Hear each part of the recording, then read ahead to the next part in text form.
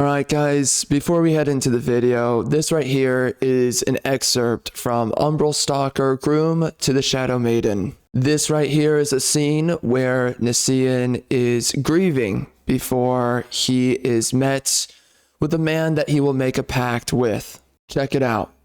Nessian's head sank into the bed once more as further teardrops soaked into the bed. Clasping Ceressa's left and right hands, Nessian threw his promotion letter to the ground, fumbling his fingers throughout Ceressa's fingers and palms. "Just tell me, Ceressa, please, what is it? I'll get it for you. I'll do anything for you. Just tell me," begged Nessian, shaking his hands in her lifeless palms. Nessian wept as the lights flickered on and off with greater occurrence, while the shadows of the room crept in towards Ceressa's bed. The room had grown so cold that Nessian could feel a chill upon Ceressa's skin, which could not desist his contact with her. Kissing his lips against her clasped hands inside his own palms, Nessian's moistened eyes looked towards Ceressa's blank face before he limply stood back up. Looming above her body with a dreadful gaze, Nessian reached his left hand out to caress Ceressa's cold right cheek, kissing her lips with his tears falling down upon her cheeks. Grabbing his shirt's sleeve, Nessian wiped away at his tears on Ceressa's face. Meanwhile, the darkness in the room had creeped in closer towards Ceressa's bed, followed by a sudden creak from the patient room's door. With a slow breeze of chilling air entering the room, the dark figure of a simple but ominous man entered the room. He was pale as ice of skin, lean and unimpressive in build, and dark as the night's sky of hair. He had dressed in all black, with an odd pointed hat, wide at the back and pointed near the front, with a decayed gray feather nipped in the front of the hat's crown at the band, foot of the crown. Connected by short strings on his fingers, the man jangled a pair of dice, like they were a living part of his very demeanor. Upon his neck hung a peculiar pocket watch. A monotone voice dragged across the room. "Death is a cruel choice. It stings most when its cruelty is unforbidden, wouldn't you say? If only you could forbid this cruel choice, unwinding the harm that accursed her. No?" proposed the dark figure. Nessian took deep, heaving breaths. "Who are you? And why are you here?" responded Nessian, with anger in his eyes. The man droned his voice once more. "I come to reunite you with her. The darkness that clenches her being, I've come to free it, to restore her," said the dark figure, rubbing his pointer finger across his clock pendant. "To propose an end to both of your suffering," finished the dark figure, carrying a tone of pity.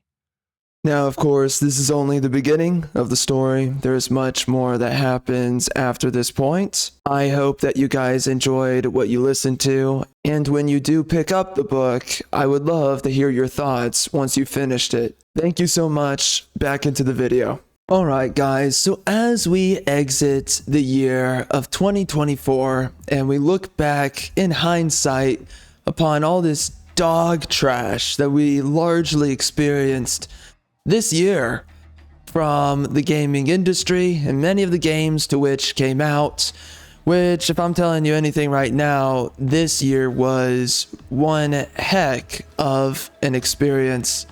And of course, for me, I look through a lot of my videos and I'm seeing down in this whole list everything that you can just notice came out, everything that we played. And now I'm going to be sharing with you my list of the best and worst games of this year. Now, I don't believe I'm going to actually be crossing the streams at all between best and worst games, so I believe we're going to be speaking about both separately. But now I've experienced a lot of the games. I'm gonna be honest with you. I have no idea what the best games are.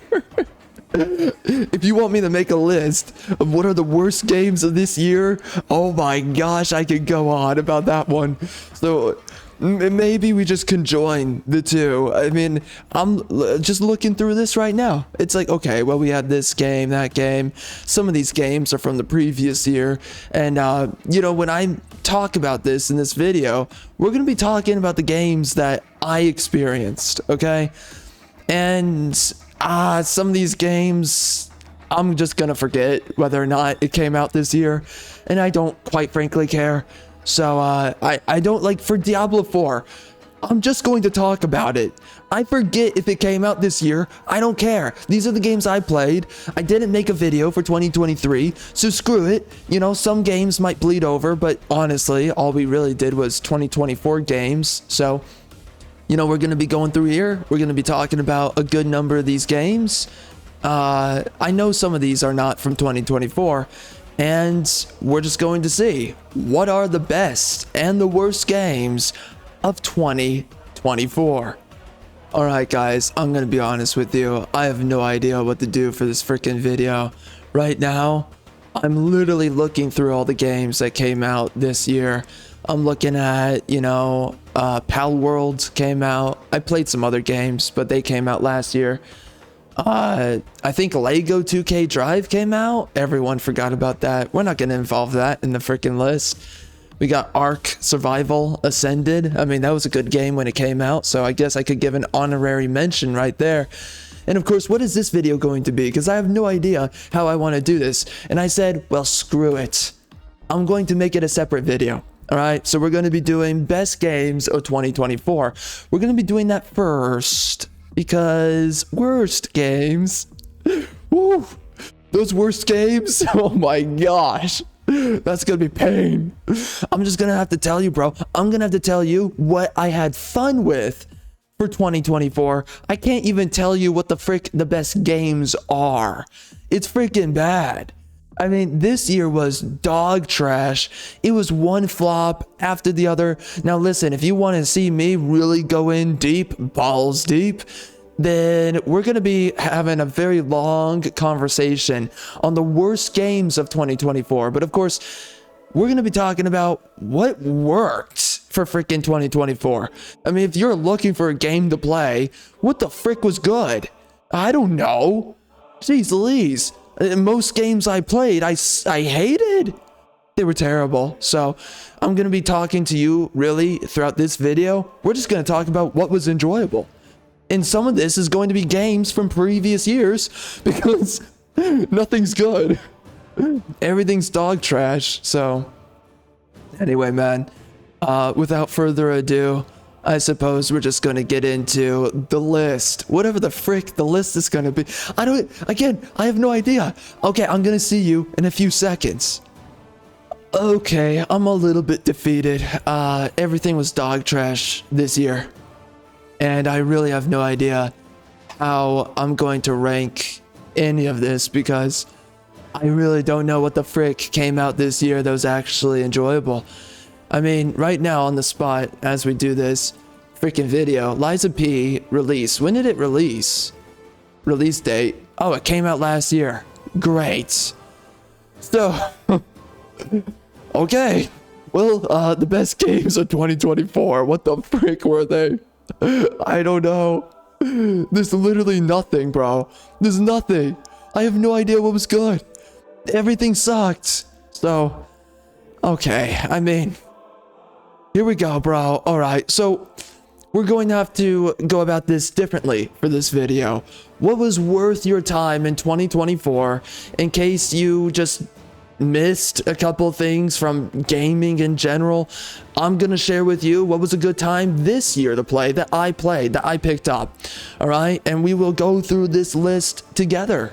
And I will give you my numbering by the end, or maybe throughout as we go. I don't know, because right now there's nothing good that came out in 2024. Let's be very clear about this. 2024 was a complete dog trash year. No good games came out. I have no idea what the good games were. Everyone shilled a bunch of products that came out this year, and all of it was trash. The Fallout show was trash. A bunch of games that came out this year were trash. I have no idea what to tell you. Like, what was good? What was fun? I don't know. I don't know what was fun. So let me just head this off with this. Number 1 for best games of 2024. Marvel Rivals was a great game. It took me by surprise. By the way, this is not number 1. I just can't think of anything else that came out this year. Literally, it's the only game. It came out of nowhere.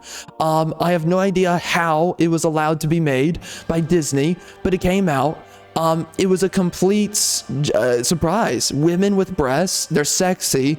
Black Widow looks good, Storm looks good. A bunch of the women are just sexy and curvaceous.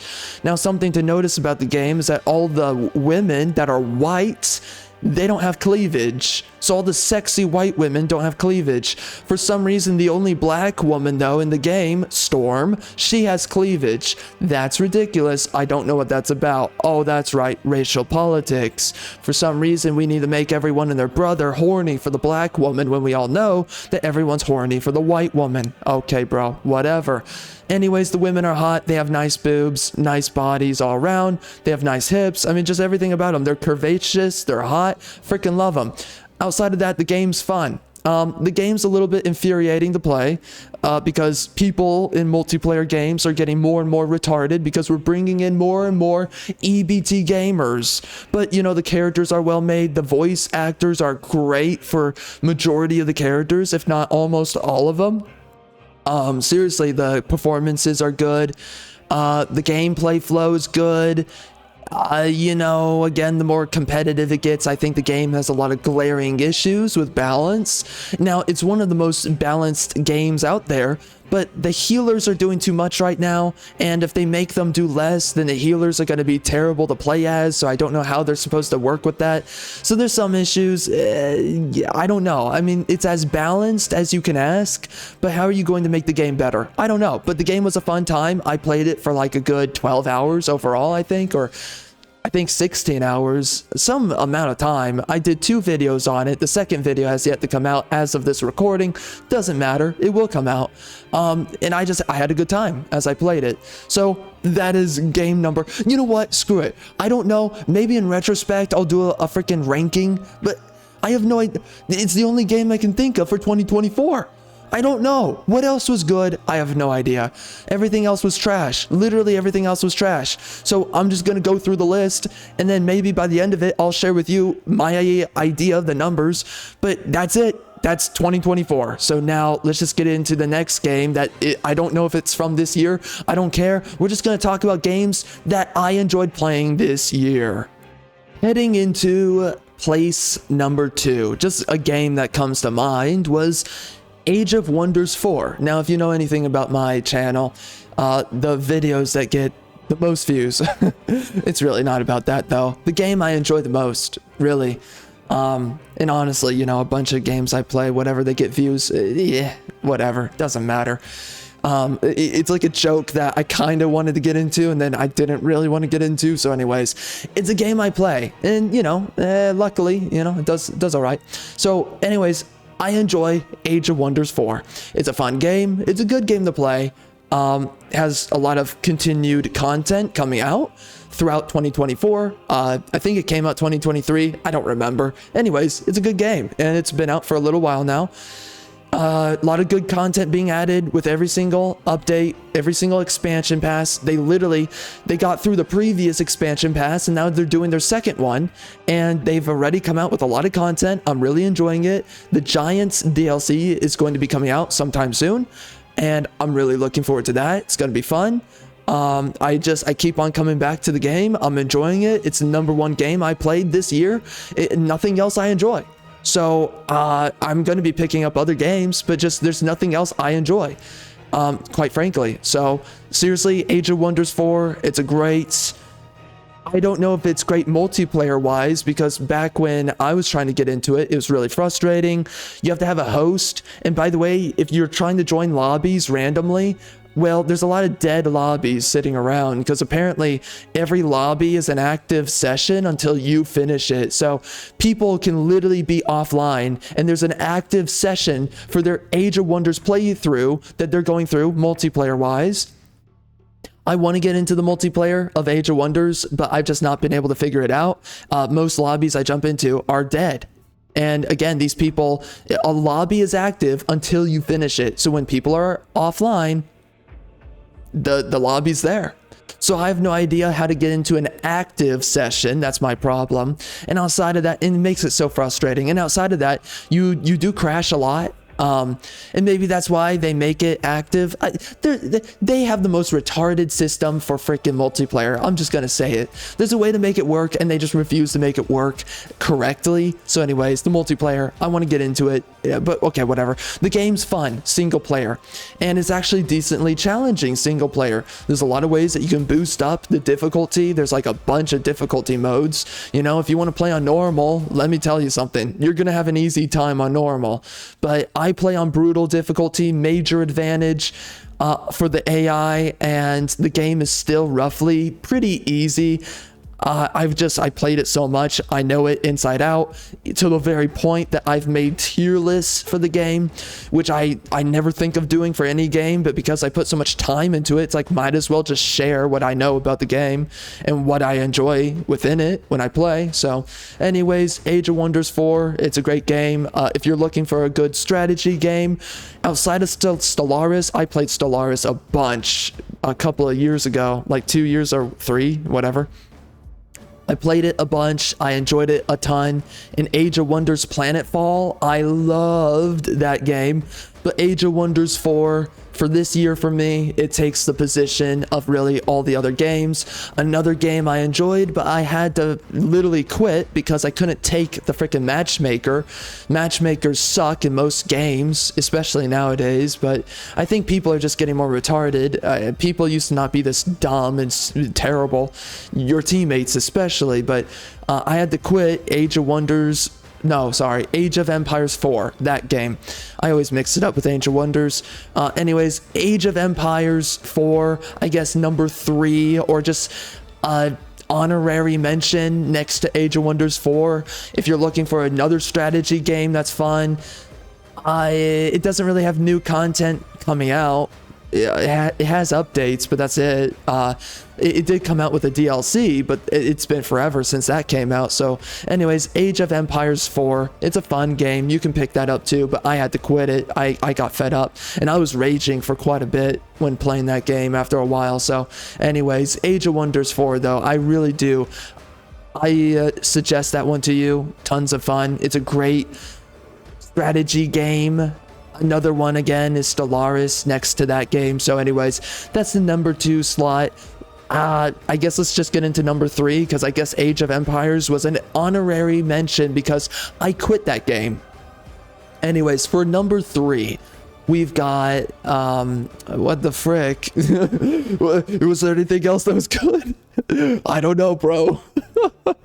Well, okay, screw me and screw my life. I guess I'll just say I enjoyed playing Ark Survival Ascended, which came out this year. That's another one. Now, of course, Ark Survival Evolved is a game that's like 11, 12 years old. I loved it when I first picked it up. It was really wonky when it first came out.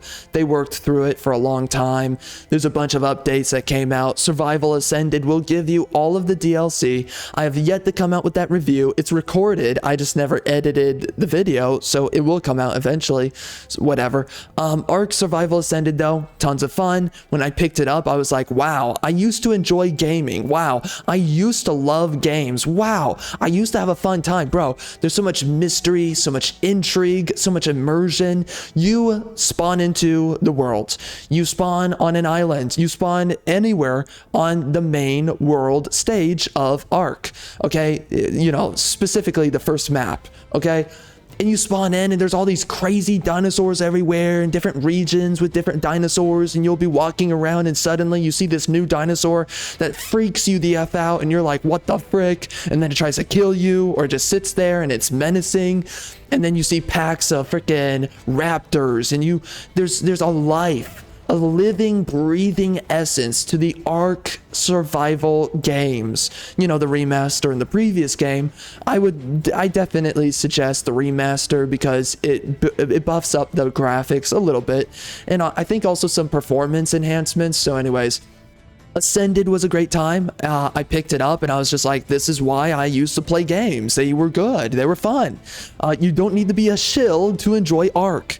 It's a great game. It's a great open survival game, open world survival game. A lot of those games come out like this year. We're going to talk about this one. Pal World came out this year. It's going to be on the worst list because screw that game. Screw the shills for that game. They literally sit there. Why do you not think the game's good, mister? Why do you not think the game's good? You freaking queer. Pick up Ark. You'll know why. And if you think that Ark is equal or worse than Pal World, you're a freaking retard. I don't know what to do for you. You're a freaking idiot. Okay? Anyway, Ark Survival Ascended, bro. Tons of fun. When I picked it up, it got me back into the freaking intrigue and the mystery of the first map. Dude, I loaded into a map that I played for hours upon hours. I grinded for hours in Ark Survival Evolved on the first map, and I loaded in Ark Survival Ascended, and there's still mystery, and there's still like this enamor I have for loading into the game on the first map. It's just for some reason, the first map was truly, it was just something like breathtaking. You know, you go into the swamp area, that's scary. There's a giant super mega fly that freaking annihilated me. Scary thing, bro. Freaking scary. When I say scary, it's scary. The game just, you go into all these different biomes and there's these different themes, you know, different animals. There's mammals, there's insects in different regions, and it's just so good. They really went out of their way to make it immersive, to make it a video game. Ark Survival Ascended was great. And one thing about it, it reminds you what games used to be and the amount of love that was poured into games once upon a time. Coming into position number 4 is, of course, Suicide Squad Kill the Justice League. Okay, I'm joking. That's not, no, screw that game. That was absolute dog trash. That's going to be in the worst games. That's like one of the worst games at all ever made for 2024. But anyways, that's a separate topic for a different video, right? Anyways, love of God. Anyway, jeez. So, anyways, so what? We're on number 4, right? So what was number 4? What was the fun game of number 4 for 2024? I don't know. You know, I really wanted to like Shadow of the Erdtree. That was really disappointing. So that didn't really do it for me. I guess Predecessor. So Predecessor came out and I enjoyed it for a little while. It was formerly known as, I forget, Paragon. It was called Paragon. And then they rebooted it. Because it got canceled because they made Fortnite, I believe, or some kind of game that took off. And I think it was Fortnite. So then they just dropped it, Epic Games, I believe. And then it got sold on the Epic Games library, all of the assets for free. Somebody picked it up and now it's being continued as Predecessor. I played the game for a little bit. It was fun. It was a good time. Some of the characters, they feel good, and it was just a trip down memory lane because I remember wanting to play it back in 2016. 2015 I think was when it got announced, and then it got canceled around 2016 as I remember, and I really wanted to play it, and I was really sad when I was like, where did the game go? So that was kind of sad that it just went somewhere, I don't know where, and then it came back, and I enjoyed it. It was fun. So, you know, that's just the 4th mention for 2024. It's a game I ultimately quit. It really didn't hold my attention. The women are not as sexy as they could be. Now, they're trying to add a lot of new female characters to the game ever since I quit playing it, and they're a little bit more attractive. They're not really that sexualized, but it's like, if you squint, you can beat it off, okay? So you got a freaking chance, all right, bro? You got a freaking chance. So just take it. If you can get one out, good for you. But that's it for that game. Again, the game is really frustrating on balance. Like a lot of multiplayer games, the balance is frustrating. The multiplayer matchmaking is really frustrating. Oh, but the balancing is terrible. Before I quit, during the time I was playing, the characters, bro, there's some characters, they one-shot you. Other characters, they can't get a kill to save their life. So I quit the game, you know. It works that way, sadly. But anyways, on to the next one. Heading into number 5 for game that I enjoyed and I have yet to finish for this year, but we will be getting into it sometime soon. It's a game that I desperately miss. This is what games used to be and why I used to love gaming. Tomb Raider 2013. This is a game where Lara Croft was reimagined, and I like her character in the first game. I hate her in the next 2 games, but in the first one, she's very effeminate. She's anxious like a woman is. She's not a woman in a man's persona like Lara Croft from the previous games. Of course, the feminists, they don't like Lara Croft from 2013, but that's just a genuine woman, and I love Lara Croft from 2013. I want to inseminate her. But outside of that, she's super hot, super sexy. Her boobs are not as big as they should be. That's the only thing I don't like. But, you know, she's still stacked, and I would still smash. Absolutely. You know, I love athletic builds on sexy white women, so I'm down bad for her any day of the week. I love Lara Croft from the 2013 game. I love her personality. I love the writing for her character. I love her freaking breasts. I love her hips. I love her waist. She's just sexy all around. And again, her character's effing amazing. She's everything just perfectly put together. Now, I have a couple of psychoanalyses that I make when we play the 2013 game about Lara, about the mindset, and I get into like the cycles of civilization, and I talk about this for like 5 hours during the first video for it, which you can go check out on my gameplay channel, AFK Gamer Rager. But, you know, we go into talking about the really anxious mindset of millennials, early millennials, and they were the ones writing for characters like the 2013 Lara Croft. She's written in a way that's a little bit too anxious. It's like, oh, do I really believe I have all this potential, but do I believe in myself, and can I really do it? Can I really do the greatest of all things, and blah blah blah? You know, I have all this potential, can I achieve the highest ends?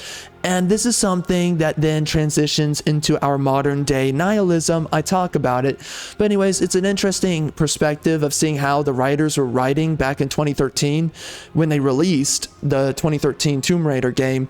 I love her character, but at the same time, there's a part of that writing that I didn't really like, and I can see where it really devolved into our modern day sentiments. But anyways, it's a good game, a fun game. Lara is sexy. The sexiest that she's ever going to be until now modern day. She's basically a dead character now, but you know, she used to be hot. She was super sexy in that game. Love her. Gameplay's good. The story's actually pretty decent. It's not the best out there. By the way, the comic book for the freaking game before it came out was massively woke. Again, another example of proto-woke in our freaking games. What the frick? But anyway, it was a good experience. That was a game that I do plan on finishing. By the way, I did finish it when it first came out, but I'm doing a second playthrough because I don't enjoy anything else. But I have so many other things I'm doing, I can't find the time. So if I can finish it, I will. Do I suggest you play the game and you finish it yourself? It's fun. It's got good puzzles. It's just a good game. It's basically Uncharted, but, you know, a woman, right? But it's fine. You know, it's a fun game. It's Uncharted for Xbox. Well, once upon a time, I guess, at least. And it's fun, and again, sexy woman. So if you're looking for a sexy woman, that's what you're gonna get. So anyways, that's number 4. Let's move on. I'm gonna be honest, I think I'm starting to forget some of the numbers, but I know that we're on number 5. So heading into number 5, we've got, well, geez, I don't know. I mean, I'm stuck between 2 games. Now, these are, okay, there's 3 games that are basically going to be honorary mentions for this year. Let's go into number, I guess, 5, Black Myth Wukong. If you want to say what was the best game of this year, it was probably Black Myth Wukong, if I'm being honest with you. So that's at the top of the list if I'm actually ranking it for you. But that's the 5th mention. That's the next thing that comes to mind. Black Myth Wukong was a really well-made game. I didn't play it. I can't. I don't have a PlayStation. The next 2 games, I don't have a PlayStation, but I wanted to buy these games. I liked them from what I saw, and I wish I could pick them up, but I can't, so whatever. But Black Myth Wukong, really good game all around. Doesn't really have a story. Okay, whatever. Lots of work was poured into it. I was really impressed by what I saw when I saw the game. Great gameplay, great attention to detail. Again, there's no story here. It's not a terrible story. It's just a story that doesn't grip you, and it doesn't last with its attention. There's just nothing there. You lose your attention very quickly. But anyways, it's a great game to play. Tons of fun. So that's number 5.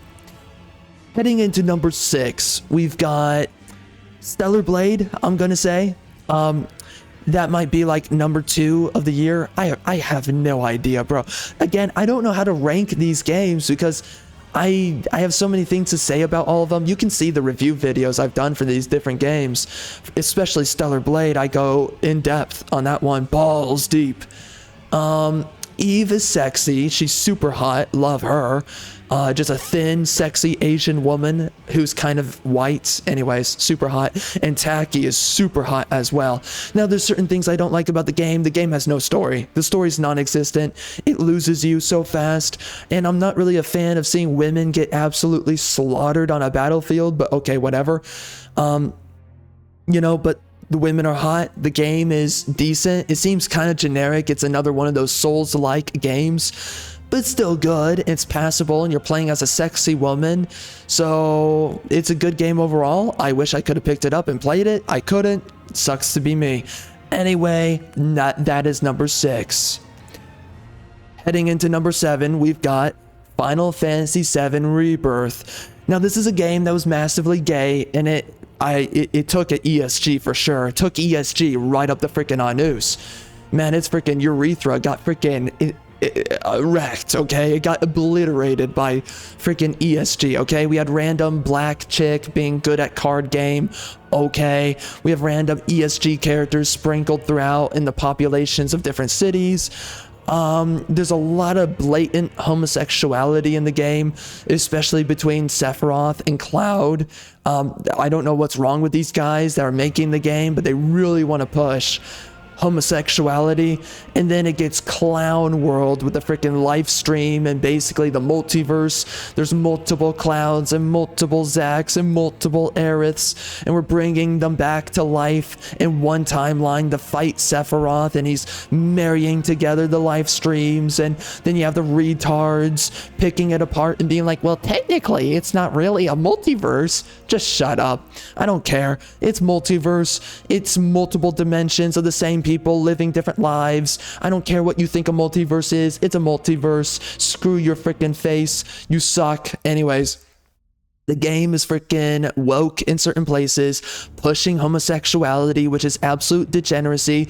It is the fall of Rome, fall of Greece. Homosexuality is not something that you worship, and it's not something you normalize within society. Screw yourself and your woke anus. Outside of that, Tifa looks, they made some changes to Tifa, which is absolutely unacceptable. They changed her in her cowgirl outfit. They added an undershirt, which was totally not necessary. Screw you, Square Enix, trying to cover up Tifa's breasts. You suck. You're a piece of filth. You have no business covering Tifa.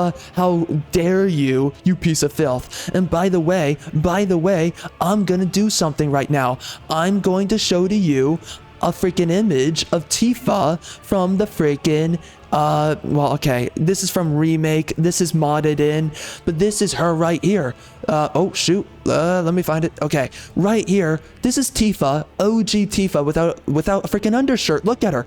Her boobs look amazing. They look so comfortable. This is how Tifa should look. And by the way, I talk about this in my second impressions video, how they screwed up Tifa's mother effing face. They changed her face. Now, no one else notices it except me, because when it comes down to women with thick, tight breasts, I know what I'm seeing.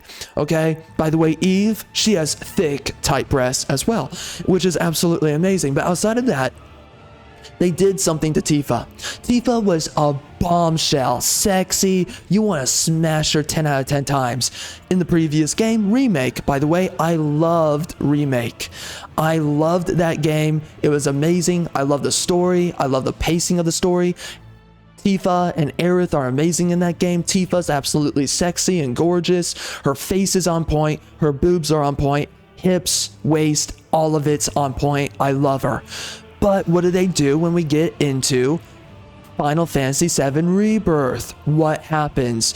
Well, here's the problem, and I addressed this in that video. I do side-by-side comparisons of her face. Many different scenes from Final Fantasy VII Remake to Rebirth. I have a hard time really getting down to what it is, but here's what I think they did. I think they slightly widened out the eyes from each other a little bit, not too much. They puffed up her cheekbones and her jawline. They messed with it a little bit. Again, I go through it many times. I show you in the one video that I did, the Final Fantasy VII Rebirth, the second impressions video. I showed you how her jawline looks different, and it looks like they kind of lowered the jawline. It used to be higher in the back, and then it looks like, to me, as far as I can tell, they lowered it, but they also seem to widen out her cheekbones and her cheeks in general. They puffed it up, so they added more fat, and so she doesn't look as shapely in the face. She doesn't have as defined a cheekbones, and again, there's more puff there. I don't know if it's more, there's more body fat, so then it looks wider, or if they widened it out. I think her head looks wider too, though, that's for sure. Her head looks wider, so I don't know what they did to make that happen, okay? Because there's so many theories I have, and I'm convinced of all of them, but it's just so hard to really nail down how the F they screwed her face over. So I think right here in this video here, I'm showing you some of the comparisons from that one video that I'm talking about, that I show you, the second impressions video.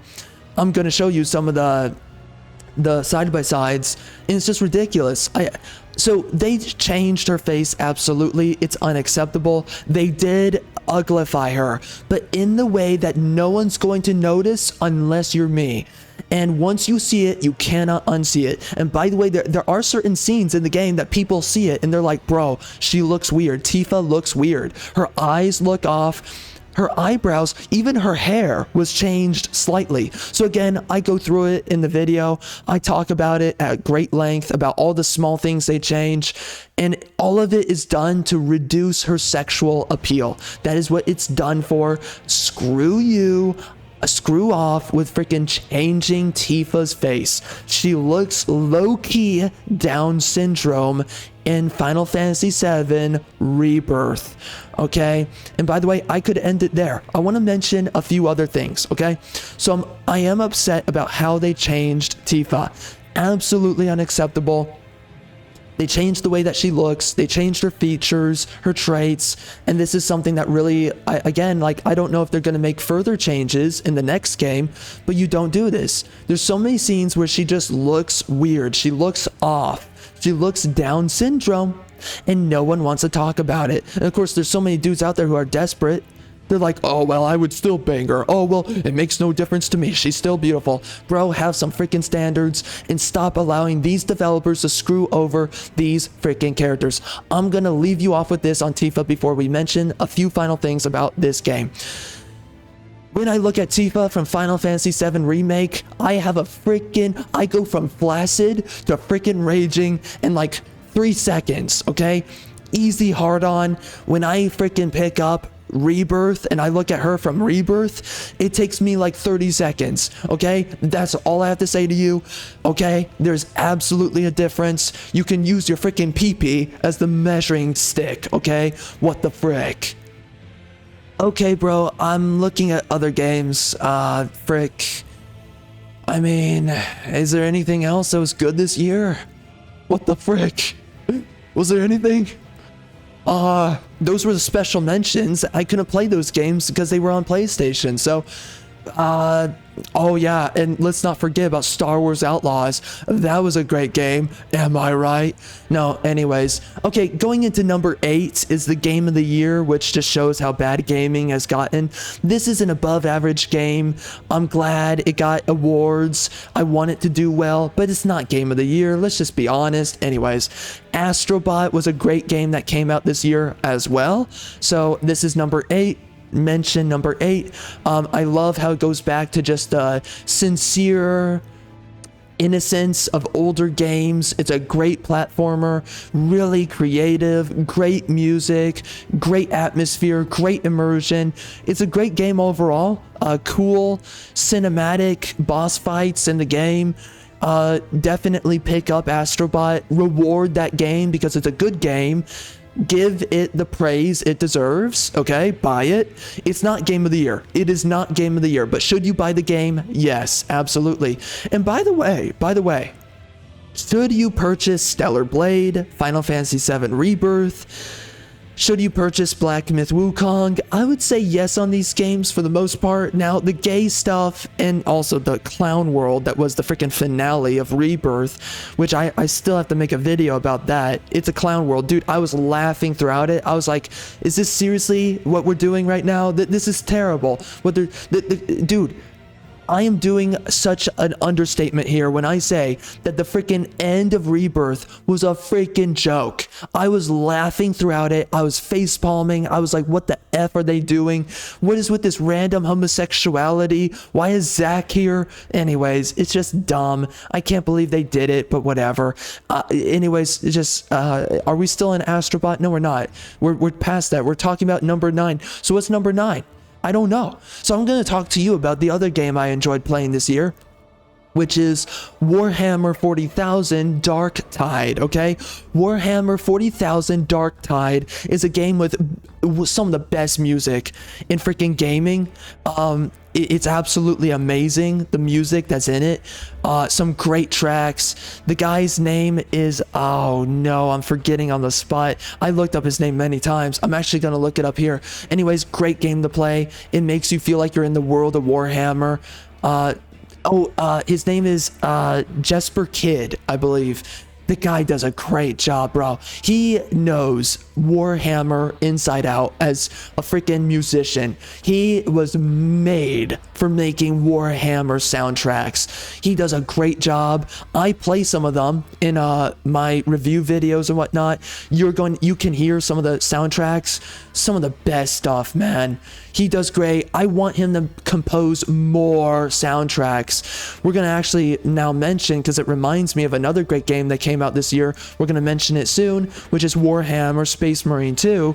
I wish he was hired to compose for that game, for Space Marine 2, because you can tell he didn't work on it, and it shows. It hurts when you're playing, because I want this guy to have more work for the Warhammer 40,000 universe. He knows how to compose for the universe. He's a great musician.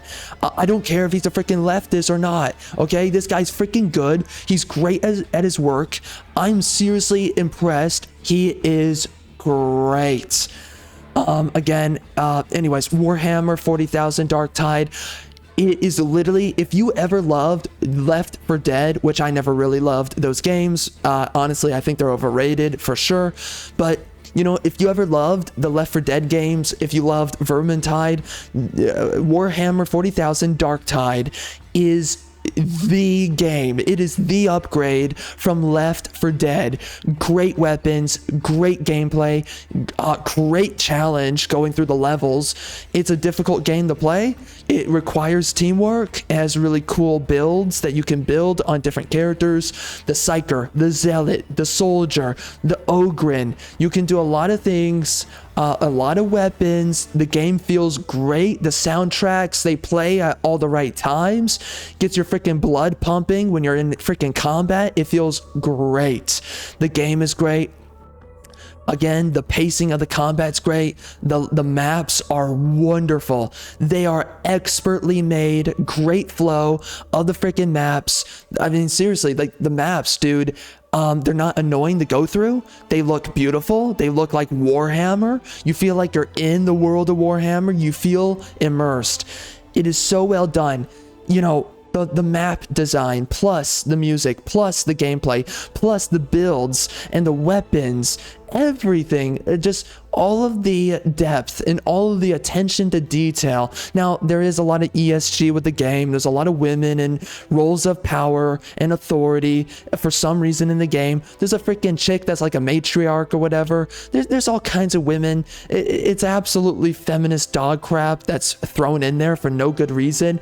Warhammer's all about men. I don't know why women are being put into roles of authority. That is gay and retarded. But outside of that, bro, it's a great game to play. They're adding more content ever since 2023 when the game first was announced. Well, not announced, but when it was released in 2023, it's been getting continued support. Newer and newer content, new weapons. They're overhauling the characters, some of the skill trees, and they're making the game, as far as I'm concerned, they're making it better.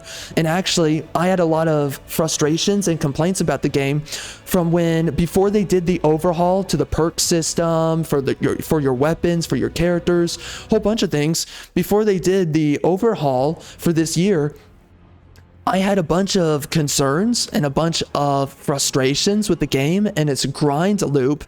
And ever since they made a couple of changes, it got me hooked on the game for a little while. I got, for a couple of, I think a week or two, I got pretty decently addicted to the game before I, of course, move on to other games. But man, it pulled me right back in there. I was having so much fun. Bro, if there's a time to pick up a great game that is Left 4 Dead of that genre, and it's doing it the best way that it's ever been done in the genre of whatever you call these games, Left 4 Dead games, whatever they're called. If you want a game like this, pick up Warhammer 40,000 Darktide. Do it now. Pick up the game. It's so good. The developers, they deserve your freaking dollar. And outside of that, again, the overhauls that they made the game better than when it was first launched. Okay, this is the best time to get in. Continue giving them support, and they will keep on coming out with content. They've been doing a great job so far, and we'll see if they, make a sequel. We'll see how long they keep on adding content to this game, but it's really well done. I love it. I cannot praise it enough. It's up there with some of the best games of this year for me, personally, that I played. So anyways, outside of that, let's see if there's another game. So that's number 8. Let's see what the F else is going on. Okay, bro, I'm looking through. I cannot find a single effing thing. I mean, is there anything else I enjoyed from this year? Like, holy, oh, okay. So anyways, that was number 8, Warhammer Darktide. Now we're getting into number mother effing 9, which is a game that did a really great job. I enjoyed the story. It was not a great story, but it was immersive. It was written competently, and I did get the feels at the end of the story, all right? And this is Warhammer 40,000 Space Marine 2. Now, again, I wish that Jesper Kid worked on the soundtrack, whatever, but the gameplay is great. Now, the gameplay could be better, okay? And I go through this when I talk about it in my review.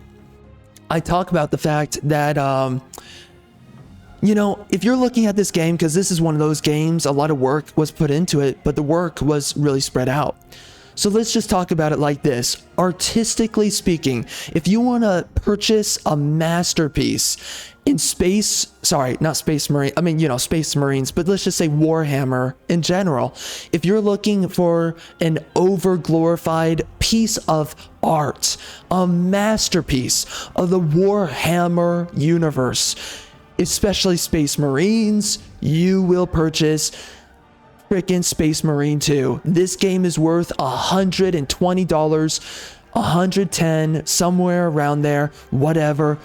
Just based artistically alone. This game is an artistic masterpiece for Warhammer. It is worth the money on that alone. But then if you're looking at the combat, I would say the combat is worth $40. They could have added a lot more depth to it. It's really simplistic. I don't like how simplistic it is. There could have been more weapons. There could have been more fighting move sets that we could have added, you know, because I mean, I look at all the different weapons in Warhammer Darktide, even though you kind of use them all the same way. I just look at all those weapons and I'm like, well, we could have more weapon types in this game. They didn't add enough. It is struggling for content, I'm going to be honest.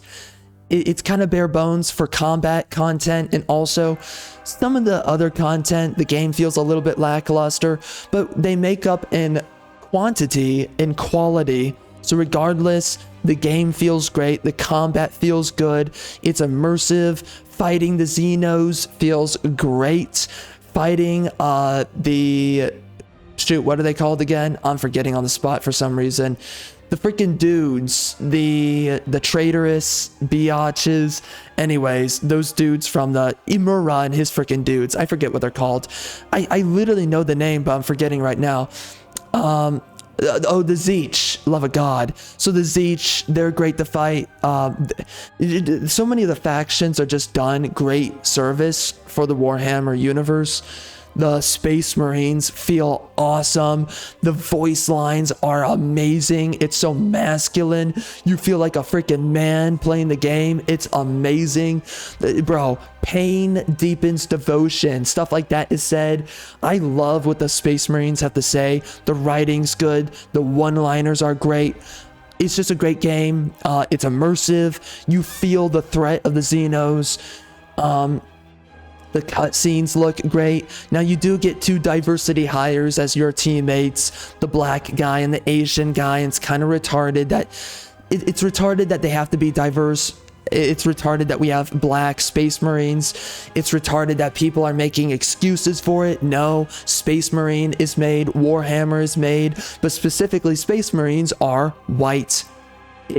Warhammer in general is English fiction in part, and also a little bit American. Anyways, it's white people. It's made by white dudes. It's made for white dudes.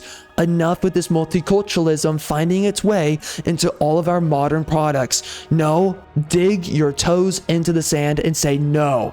You are not going to invade our properties with DEI. No more. You have to push back. So this is one of those circumstances where people, they sat there and they made excuses for it. Absolutely not. Make no excuse. Spare no expense. Only white men are in the world of Warhammer. That's what it is for. And the white women are getting freaking railed by the white men, okay? End of the story. It is toxic masculinity, and the game's great. I mean, I love the characters, though, regardless of all the needless diversity and the needless multiculturalism.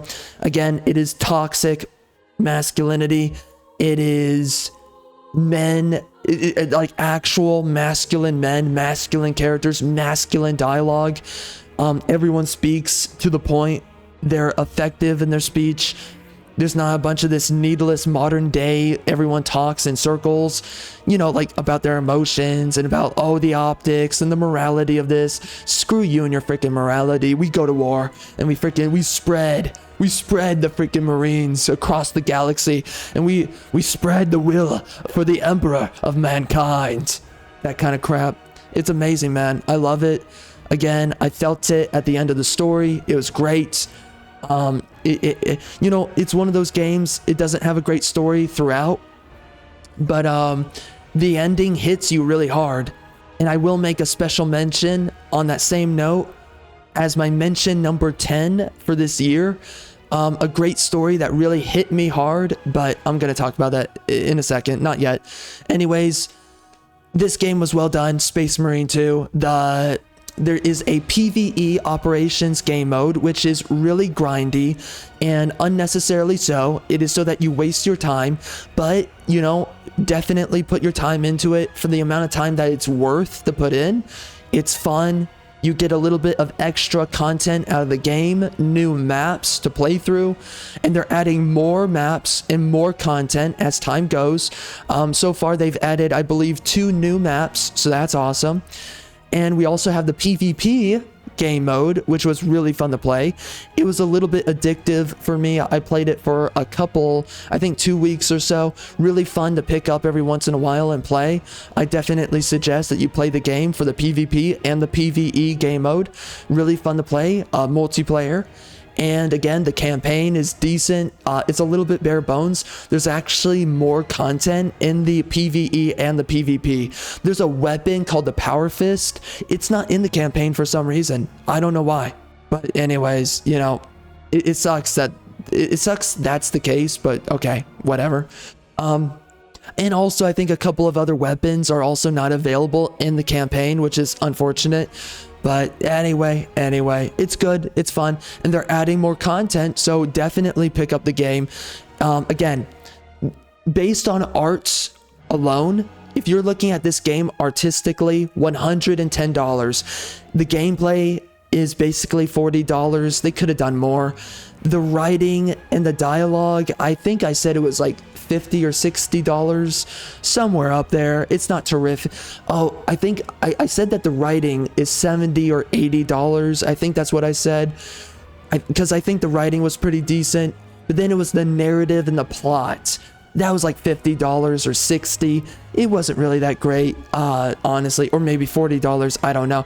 Or no, I think I said, anyways, you can go check out my review video. I forget. Maybe I said it was $25. It had no story. The only story that was basically there, it had characters. It had no story. The only story that was there was the end of the game. That's it. So I think I said the story was actually $25, but I forget. The writing is better though than the story, okay? Keep that in mind. The characters are better than the story. So anyway.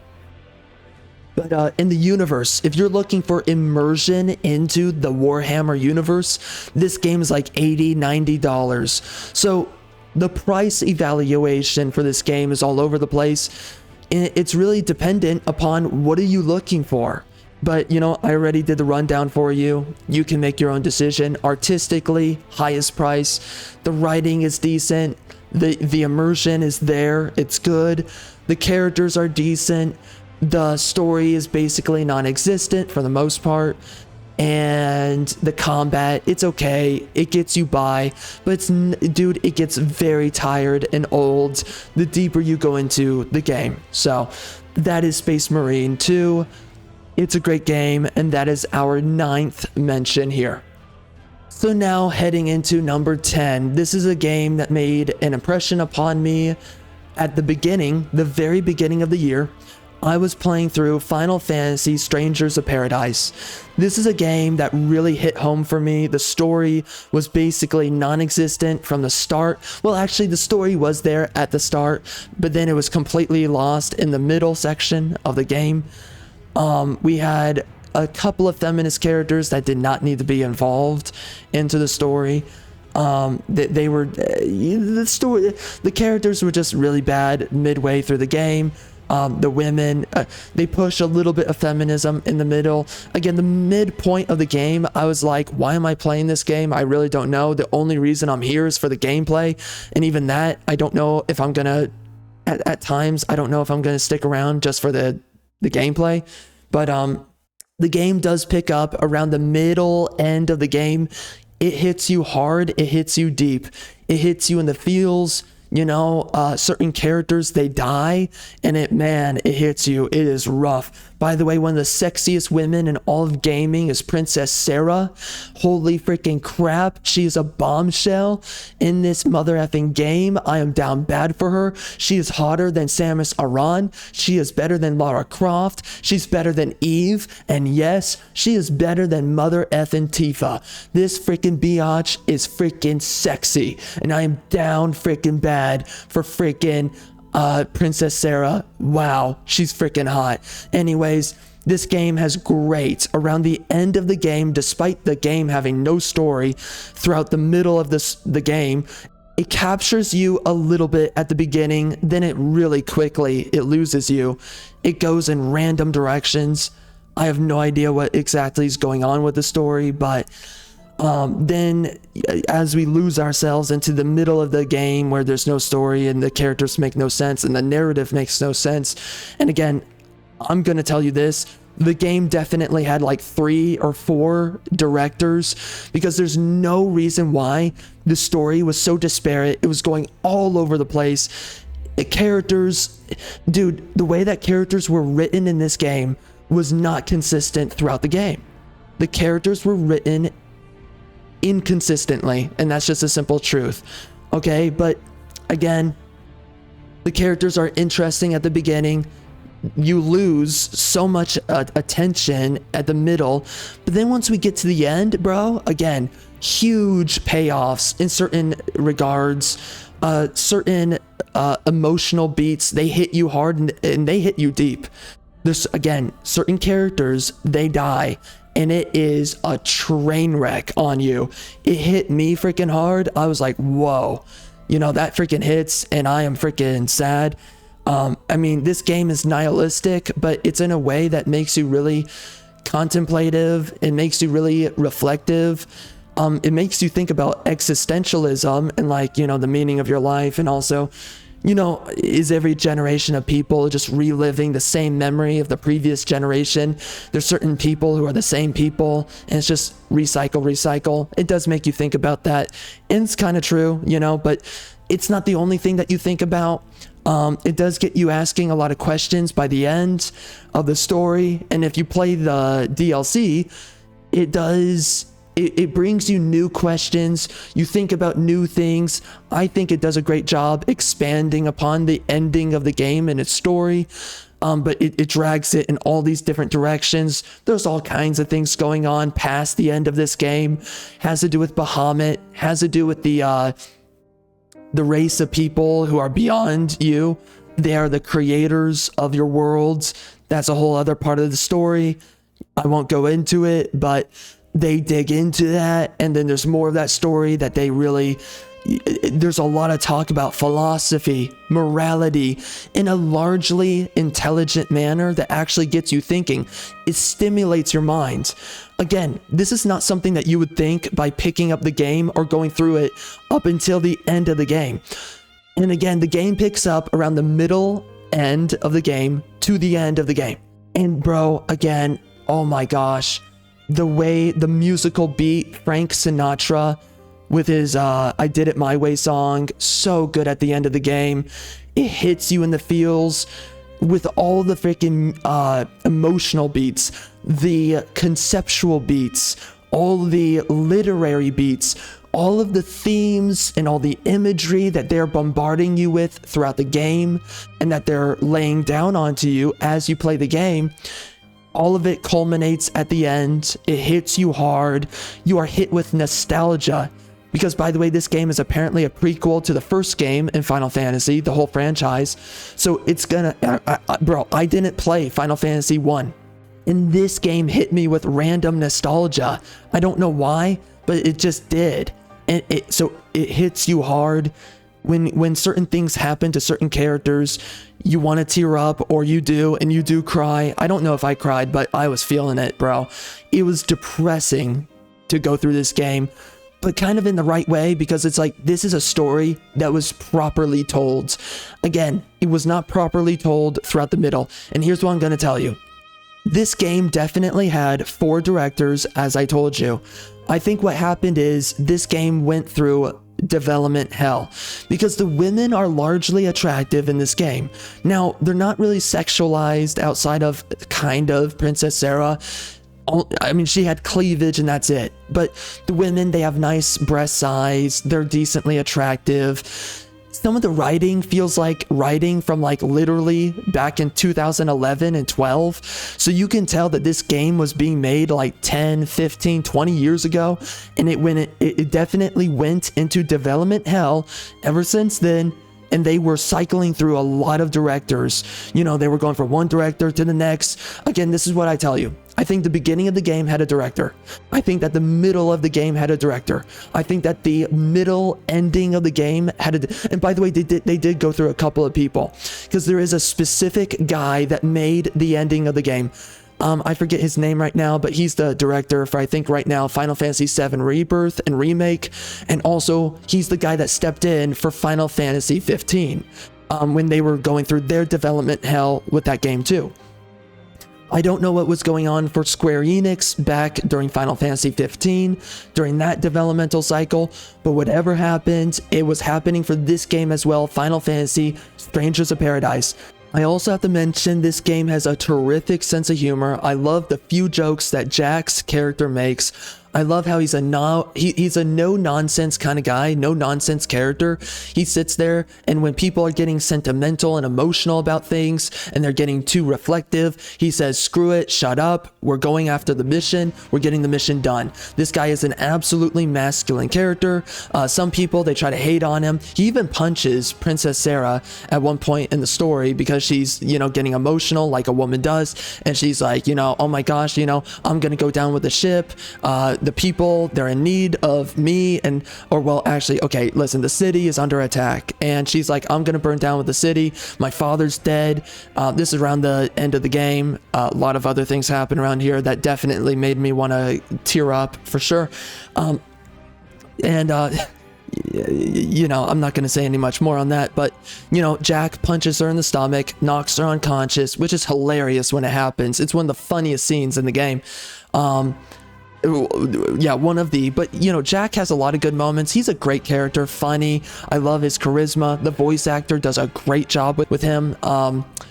Again, when he punches Princess Sarah, it's like, that's hilarious, and also that's just, it's a dude moment, and it's like, okay, shut up the woman. And the feminists, by the way, feminists have no problem if a woman hits a man, and we've seen that happen with a lot of games that came out this year. I literally talk about this ever since for a little while. There's a couple of games that came out this year where women hit men because men are being irrational. Oh, Tales of Arise. I talked about this in Tales of Arise. They had a huge issue with, no one had an issue actually with Elfin getting slapped by Shion when he's getting all emotional, but of course everyone was clutching their pearls, especially the journalists, the gaming journalists and reviewers. They were getting all freaking up in their fifis about Princess Sarah getting punched in the stomach for getting emotional and saying, oh, no, I'm gonna die with the people of the kingdom. And Jack's like, no, you're not going to do that. And she's like, no, I'm going to do it. So then he punches her in the stomach. I don't know how that knocks her unconscious, but it does. Okay, that's fine. So that he can save her life. It's like, woman, shut up. You're going to get yourself killed. I am knocking you unconscious so that I can take you out of this mother effing city, and I'm going to make sure that you do not die. So anyways, Princess Sarah, I love her character. She is absolute divine femininity. And when I say divine, I just mean how God intended women to be for men. Jack, honestly, is a freaking divine masculine character. Again, just conventional masculinity. This is how men are largely supposed to be. He will punch a woman to save her life, especially if she wants to get herself killed. That's a masculine character. I don't care who says that's not masculine. He's a great character. Love his character. That's not the only thing that he's about in the game, but people made a kind of a bit of a ruckus about it. It's funny. I like it. It's tongue-in-cheek. It's a little bit humorous, and at the same time, it's also pragmatic. She wants to get herself killed, and you're like, no, you're not going to die. So he does what's necessary to keep her alive. And people want, again, it's the same thing with women and the freaking bear, right? A man tells you, don't go out there. There's a bear out there in the forest. It's going to get you killed. Don't go. The woman says, you're not going to tell me what to do. Shut up, male. This happened, by the way. This is where that whole thing comes from. There was a literal woman. She sat there and told a man who told her, you're not going out. You're going to get mauled to death by a bear. And she says, shut up. You're not going to tell me what to do as a woman. And then she goes out and she gets mauled to death by a bear. It's the same thing here. What do you think is most pragmatic? What do you think is most logical? Yeah, knock a woman, incapacitate her so that she doesn't get herself killed. And that's what Jack does in this story. Freaking man, that's what men do. That's what they should do, is that if a woman wants to get herself killed, you stop her. There's some women, they should just be taken out of the gene pool. Okay, just natural selection, whatever. But if it comes down to it, a man does whatever it takes to keep the people that he loves alive, right? And he fights for them. And that is Jack's character. I love his character. He is conventional masculinity. He fights for people. I feel stupid saying it that way, but you know, he's fighting for the people of the kingdom. He's fighting for man and country. He's a man of objective and mission. He doesn't give up. He doesn't surrender. He goes until he dies. And you know, Princess Sarah, obviously they're in love, that whole thing.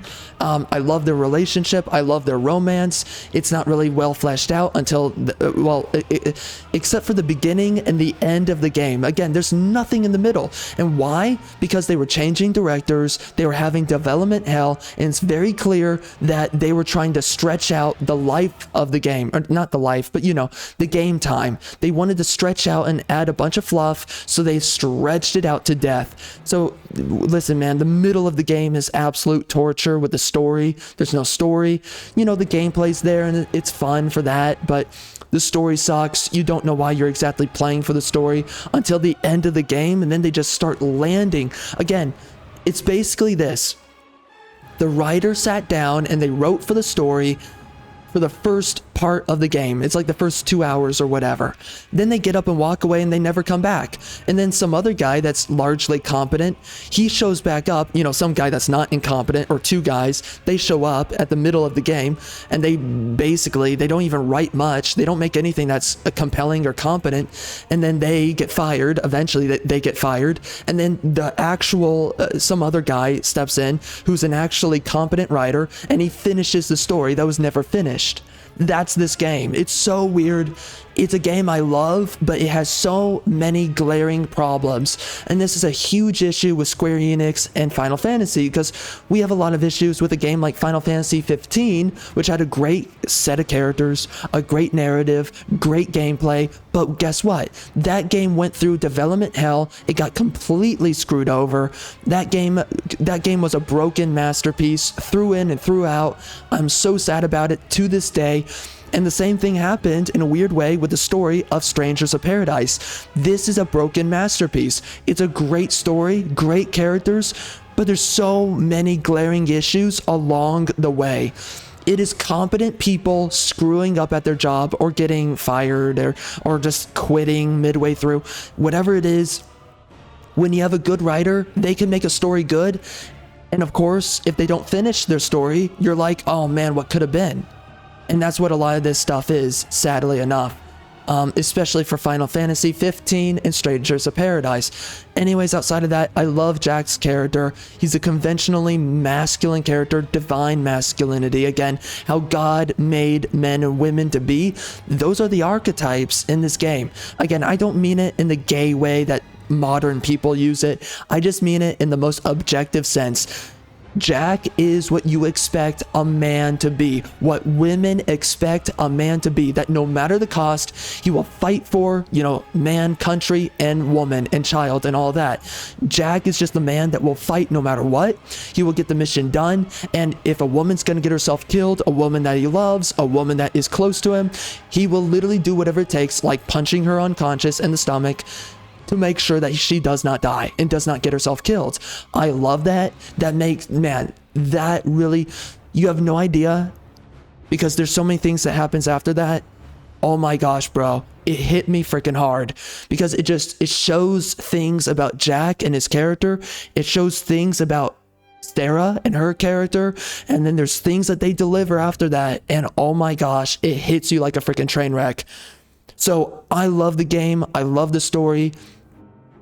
It literally sat with me for like a week after, and like even a month, 2 months after I finished playing the game. I remembered it, and then I played through all the DLC, and the DLC goes into the story in a really interesting way. It expands on the narrative, expands on the characters in a really compelling way. It adds so much depth. It's so strange. It's a game that has so many flaws, but where the competent people did their job and they weren't, you know, going through development hell, so basically where they did their job, they did a terrific job. And this is a game, and by the way, the graphics, they feel like 2013. The level design feels like 2013, if not slightly before that, like 2009. This is when Final Fantasy was doing a lot of hallway simulators, if you remember that. So back when they were having issues with the hallway simulators, that's basically this game. So I can see that this game, the development may have started somewhere in like 2005. I swear to you that. It must have started somewhere in 2005 and it finally got released in 2022, I believe. It is so crazy. I don't know what happened with this game, but again, the ending, bro, there's so many characters. There's so many relationships. You're like, what the frick? I thought they were going to go this way with the character because, yeah, they had different writers, that's for sure. The characters go so many different directions and you think they're going to be this. You think they're going to be that. There's literally one guy. I thought he was going to be, he looks like a vampire. I thought he was going to be basically like Arden from Final Fantasy 15. He felt like Arden. And then by the end of the game, he becomes a completely different character. And this guy has no character development all throughout the game. You think he's going to be the villain. He doesn't end up being the villain. And the way that they double down on him as a character, he suddenly becomes a core character to Jack. I love his character. They change him inside out. You feel sorry for him for certain reasons. Holy crap, bro. They go a certain way with him that is just... It is insane. My words cannot do him any service. So many characters in this game. They suck until the end of the game. The end of the game delivers on what was set up at the beginning of the game. If you finish this game, you will understand what I'm talking about.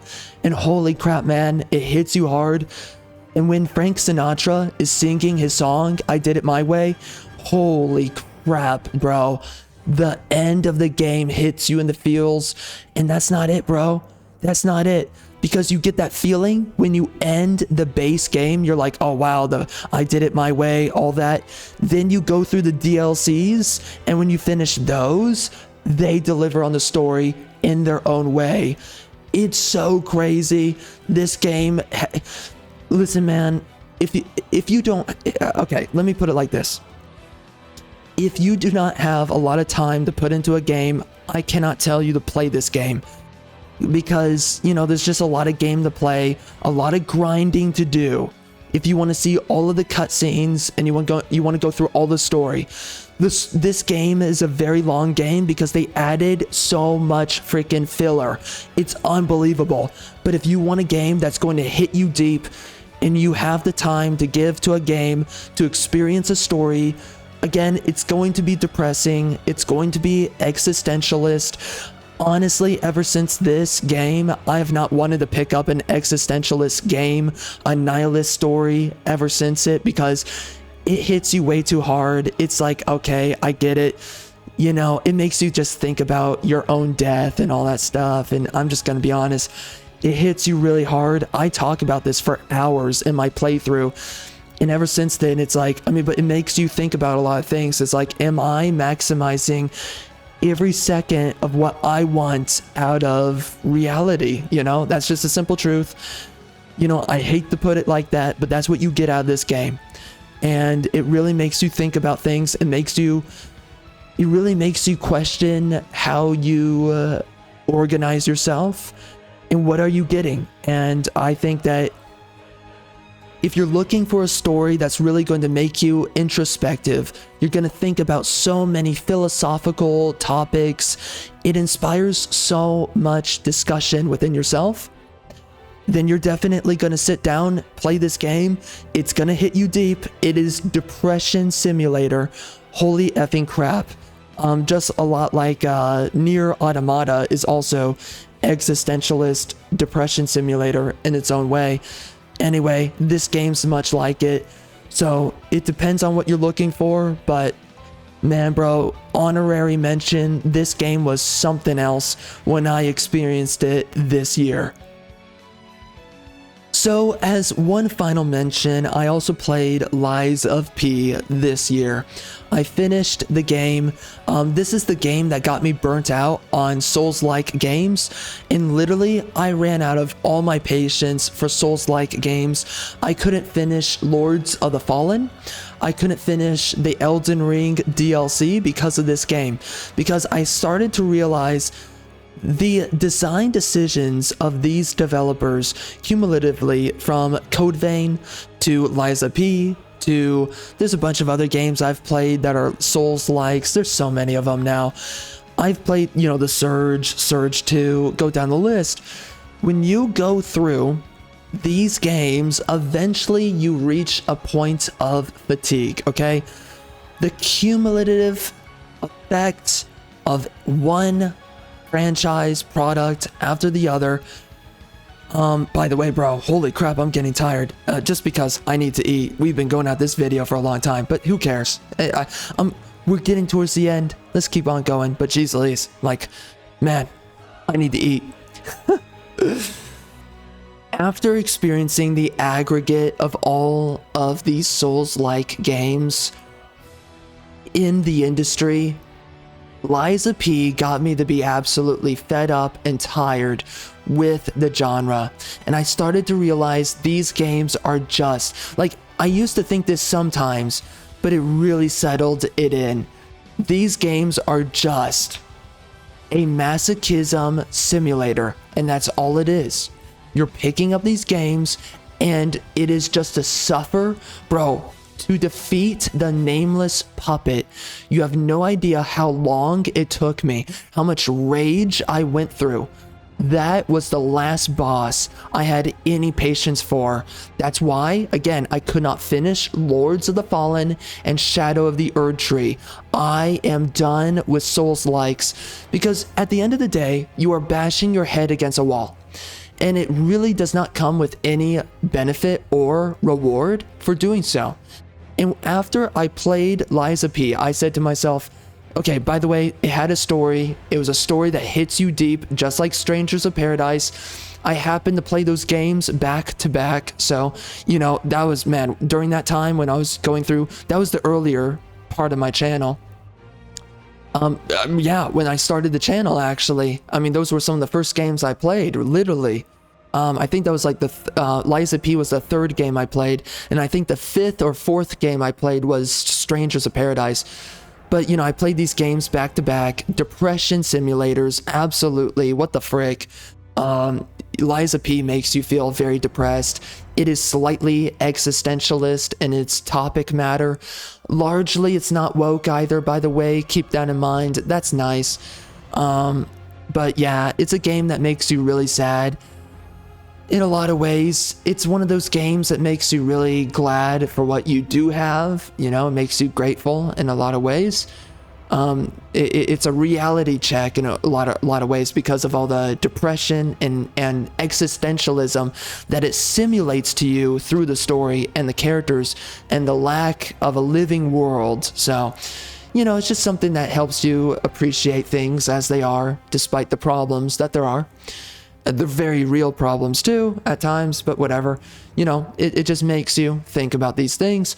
So Liza P was a game though that got me really burnt out on Souls-likes, and at this point I don't think I ever want to play a Souls-like again. It's just a game where it's like, okay, I really am done. I've played so many Souls-like games, you have no idea. Wolong Dynasty, which was a fun game by the way, but I've just played so many. And like, I cannot finish Sekiro, by the way. I cannot finish a bunch of these games because I'm done. I do not want to suffer as I play a game. That used to be something I could tolerate, but it's like, dude, I'm at a point, there's no reward in it for me, seriously. And I don't care about playing these games anymore, if I'm being honest with you. It's just a waste of your time. And that's what I realized. And now I just want to play games that feel rewarding. And by the way, that also includes challenging. But that's the issue with a lot of these games, is that it is masochism, absolutely. Whenever you pick up a Souls-like game and you're just playing it so that you suffer and that you seethe and that you get angry, and I don't want that anymore, bro. I just want to play a game. I want to go through the challenge, but if a challenge is unrealistic or just ridiculous, you know, you have a boss that has a bunch of cheap shots, like now, that's what we're getting a lot nowadays, then I drop these games and I say no more. I'm not giving you my time. And that's what it turned into after Liza P. So for me, man, those are the best games of 2024.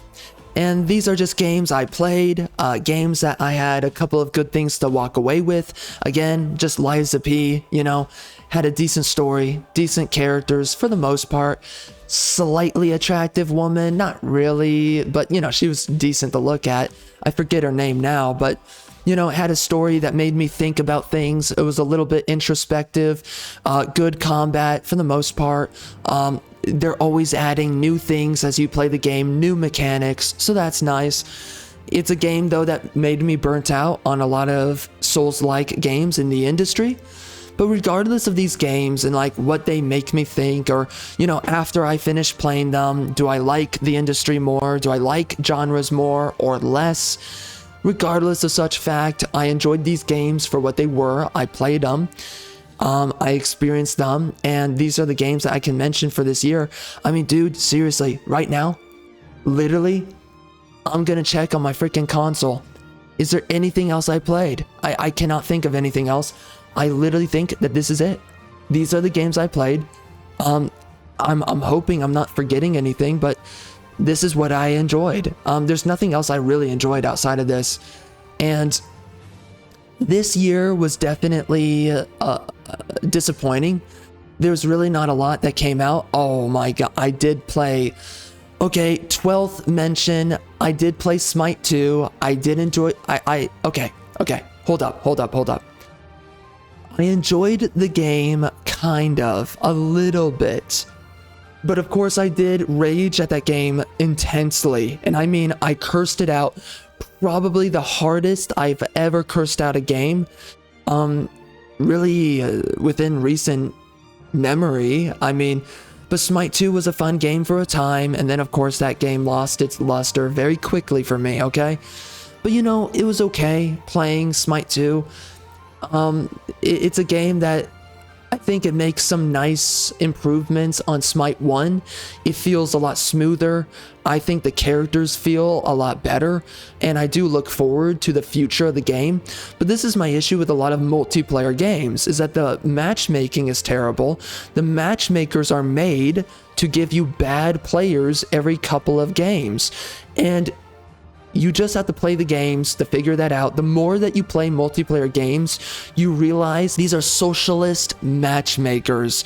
They are built so that if you win too many games, you are forced to lose matches. You will have people who are not on your skill level be placed into your lobbies, and that is my problem with these games. That's my problem with a lot of multiplayer games nowadays. Same issue with Marvel Rivals. I have experienced this for a long time now. The better you play in a lot of games, the worse the players will be placed onto your team. It is so that they enforce that every player has a 50-50 win-loss ratio. That is why they do this. And the more you look into it, the more you will realize that this is exactly what they want. It is an entire art. And by the way, these developers do it in part so that you continue playing the game. Basically what happens is you enter an ego war within yourself because you're good at the game. You win lobbies, you win matches, and you're like, wait, I lost that match? No, I know I'm better than losing that match. Those were dog trash not characters, players. Those were dog trash players, but also sometimes they use dog trash characters, whatever. Doesn't matter. Those were dog trash players. Why did I lose that match? That's ridiculous. I'm gonna play another lobby, another match, so that I can prove that, to myself. Or maybe you don't have anything to prove. You're good at the game. Regardless, you're like, no, I know I can win matches. I want to win another match. So whatever it is, whether you're proving something to yourself or not, you're going through another match just so that you can get another hit, another dopamine hit of winning a match. Because you're good and you enjoy being good at the game. The problem is that they know that you're good. They want you to fail. They want you to suffer, and they want you to anguish, okay? So this is the way that they make a lot of these multiplayer games. I love Smite Smite 2 improves a couple of things. I think they're actually doing a decent job with the game. The women, I was really concerned about them making the women less sexy and less attractive. It looks like they're not going to screw over the women. The women are largely hot and sexy. Now, they're kind of covering them up lightly, and I don't like that. But for the most part, all the women are sexy. They're attractive. They look the way they did in the first Smite game, the original. They look just as hot. For the most part, they're improving the way a lot of the women look. I'm going to be interested in how Dodgy and also Bastet look. I hope they actually magnify the sex appeal of these women rather than maintain it, because they could be kind of more attractive. Let's just be honest. But anyways, I do hope that Z Shell enters a weight loss journey. Screw that freaking chick being obese. It's ridiculous that they ever made that character. Whatever. Anyways, so Smite 2 is a fun game, but don't get too deep into it. You will rage, you will get upset, and the better you get at the game, the more they will punish you. Keep that in mind. So that is another mention. That is number 12. Now. Here's the next thing I'm going to mention to you here. We have a game that was supposed to be good this year, and it turned out dog trash. And this will be in the next video. I will speak about this. The First Descendant. It is a game that did really almost everything right. Put a lot of sexy women into the game. It was a game that had a lot of potential. Had a really good cast of characters, sexy women. Now here's the issue. The game was a massive disappointment, gameplay-wise, story-wise. I finished the game. I was really disappointed by the game. We will be speaking about this when we get into the next video. You have no idea, bro. Listen, when I sit down for the worst games of 2024, understand me when I say this, I'm probably gonna have to sit down multiple times. There's so much for me to go through on 2024. This was a garbage year for games. For gaming, it was absolutely terrible. I was absolutely horrified at most of what came out. There's so many games I had to drop. They were just boring. We're gonna talk about it, and bro, you have no idea. That's gonna be a long video. I'm gonna have to sit and take a bunch of breaks. Just because, it's going to be a long one. I can tell you that. It's going to be a long one. I don't know how long, but we're going to go through it, and it's going to be it's going to be a bloodbath. Now, before we head off, and dear God, bro, man, I need to eat. What the frick? We've been doing a lot of recording today, like tons of it. It's, jeez, so many videos. But anyway. Oh my gosh. In 2025 is going to be a freaking freak show, I can tell you that. But anyways, right now we just went through the entire list. How would I order everything? I have no idea what the order should be. I think we went through quite a bit of detail. You can make up your own mind. I'm gonna be honest. Now, if I had to order everything, I don't know. I think the games that really, I'm gonna tell you the games that really sit with me the most from this year. Story-wise, I would say that Liza P and Strangers of Paradise, they hit me really hard, but to the point that it kind of left a scar, I'm gonna be honest. So take that for what you will, kind of beware in that sense. It's just like, if you're looking for something that's gonna hit you hard, well, those are the games. But especially for me from this year, and they are from the previous 2 years, so whatever. A game that I really enjoyed was Age of Wonders 4, and that's the game that I really remember from this year. Lots of fun, great time.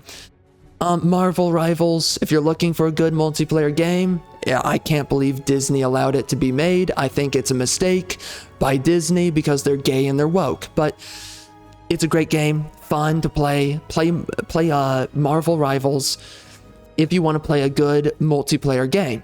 If you're looking for another good multiplayer game, I would say Age of Empires 4. If you're looking for strategy, that's a good time.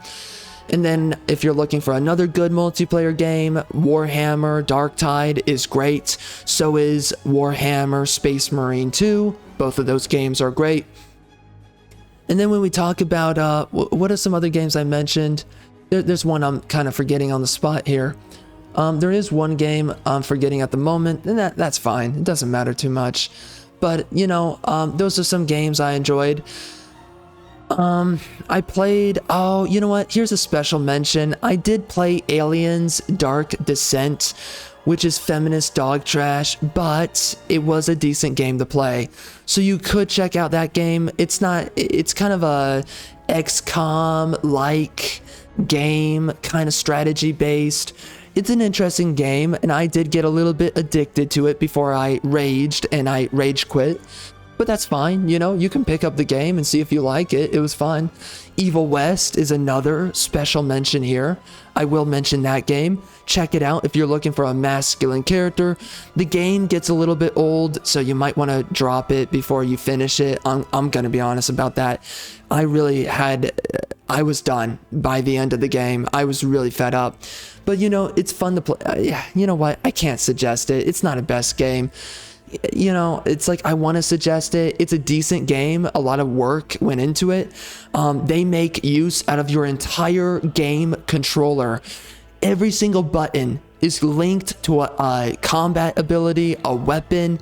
Really well made, but it is frustrating and very repetitive the deeper you go in. But, you know, it's decent fun at first. I will suggest to you Smite 2 if you want a good multiplayer game to play. It will grate you if you play it too much, so just keep that in mind. And I would definitely suggest, this is a game that's basically 10 years, no, actually I think it's 11 years old now, or 12. But definitely try out Tomb Raider 2013. It's a good game. I played it this year. I enjoyed it. So, you know, it's difficult for me to really make a ranking of these games, because now I am going to make a ranking for... Gosh, I'm going to make a freaking ranking for the mother effing games that are the worst of this year, because what the frick, there's so many that are just bad. I don't even know how to quantify them though, honestly, but we're going to see. Anyways, now I will also give a special mention to Warhammer Age of Sigmar. Realms of Ruin is the entire name of the game. What the frick, super long, whatever. That was a game that I kind of had fun with, but I would not suggest that you actually pick it up unless it is $10. If it's $10, $15, it's worth picking up. It's kind of like a mobile game, but it got sold on PC, and also it's a strategy game, by the way. It's good, but it's not great. It's a game that if it's $10, $15, bro, pick it up. It's a good, kind of like a mobile game, but it's fun, it's well made. And it's a good little mini game kind of game, okay? But it's not worth, I think it's $70. It is not worth that. Do not purchase it for 70 or 50 or 40 or 30. Anyway, those are the games that I can mention to you. Some of those being a lot of the games that I played. The other ones that I couldn't play, they were good. And if I had to tell you what was game of the year, I would say it is Black Myth Wukong. A lot of work was put into it. I think that Stellar Blade was a good game, but it wasn't great. It was just good. And I think that I do want a lot more games, like some of these games that I mentioned for this video, but those are pretty much my games this year. Oh my gosh, let me end off with this. I did replay the Batman Arkham games this year. A lot of them are great fun. Batman feels like Batman in all the games. There's things I don't like about Batman Arkham Knight, but Batman Arkham City and Asylum, they're great to play. But Batman Arkham Knight has the best gameplay, I'm gonna be honest. Really fun. Definitely pick up all of those games. But if you want the best gameplay for Batman Arkham series, go get Batman Arkham Knight. Tons of fun. Really great. Seriously, bro. Catwoman is sexy in those games. Batman is a freaking man. Love of God. Great games. Freaking pick them up. And those are, that's all I have to say to you, man. Some of these games that I talk about in this video, I don't have my reviews out for them yet, but they will be coming out, okay? It's just so much for me to work through. I have so many videos I'm doing, but the show goes on and we're not gonna stop. So we're just gonna keep on plowing through one game after the other. In the Batman Arkham series, those videos are coming out. So anyways, man, thanks for showing up. And my gosh, bro, I am freaking expended right now. You have no idea. I have gone hours without eating. It is crazy. I need to know what it's like to be a fat person and eat for once, okay? So anyways, I'm gonna go experience obesity, and that's it, bro. That's it. So we're gonna be heading into now for the next video. We're gonna be working on this one. This one's gonna be a little bit longer, but the worst games of 2024.